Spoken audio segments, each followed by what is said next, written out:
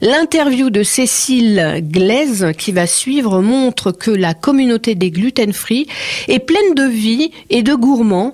Allez, soyons fous et sans gluten pendant le réveillon et pourquoi pas après. J'ai lancé le site le 20 janvier, mais le gluten existe depuis beaucoup plus longtemps.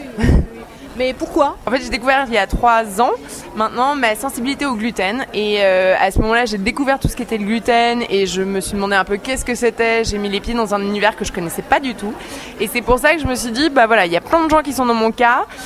J'en ai rencontré, j'ai fait une étude de marché, j'ai rencontré plus de 150 personnes et j'ai fait des entretiens individuels avec plus de 70 d'entre eux et tous m'ont confirmé dans ces entretiens que c'était super compliqué au quotidien. Donc c'est pour ça que j'ai lancé mon média, donc qui est un site en ligne et qui explique tout ce que c'est le gluten, le sans gluten, qui répertorie aussi tous les endroits où pouvoir aller manger à l'extérieur sans problème. C'est un vrai média, on a des journalistes derrière, une équipe de journalistes. Il y a un article qui est écrit par jour, qui est mis en ligne.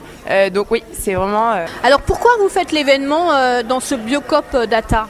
Alors parce que l'endroit était déjà magnifique, donc moi j'ai eu un coup de cœur sur l'endroit et il y avait surtout aussi beaucoup de place pour pouvoir faire une soirée.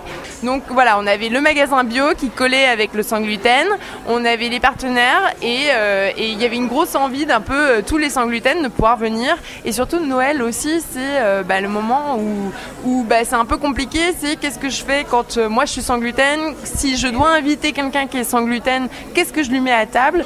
Donc voilà, c'était un peu donner des idées avant Noël et faire goûter aussi les produits parce que c'est pas forcément donné, donc si les gens peuvent les tester et les précommander, ça facilite le quotidien de tout le monde et c'est un peu notre devise. Alors quand même, se nourrir sans gluten, alors il n'y a pas de pâtes, il n'y a pas de pain, il n'y a pas de céréales, il n'y a pas de riz sauvage, il n'y a pas de pizza, il n'y a pas de bière, sauf les bières sans gluten.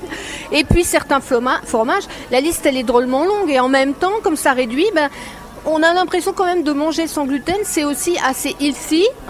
Alors du coup, je suis pas tout à fait d'accord sur le côté la liste est réduite, mais parce que en fait, pour moi, avant je mangeais que des pâtes.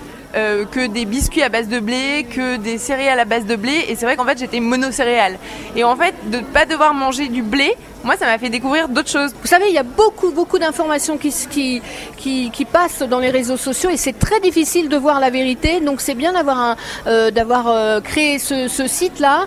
C'est justement ça, c'est que moi j'ai vu tout et n'importe quoi se dire sur le sans gluten, donc justement on a des journalistes qui vérifient l'information, qui font des papiers et parce que voilà, il y a tout qui se dit et on a besoin de rétablir un petit peu, avoir un média dans lequel on peut avoir confiance. Mais on est bien d'accord, c'est quand même bien sur le plan régime. Ça dépend. Alors, il y a des gens qui prennent beaucoup de poids, il y a des gens qui n'en prennent pas.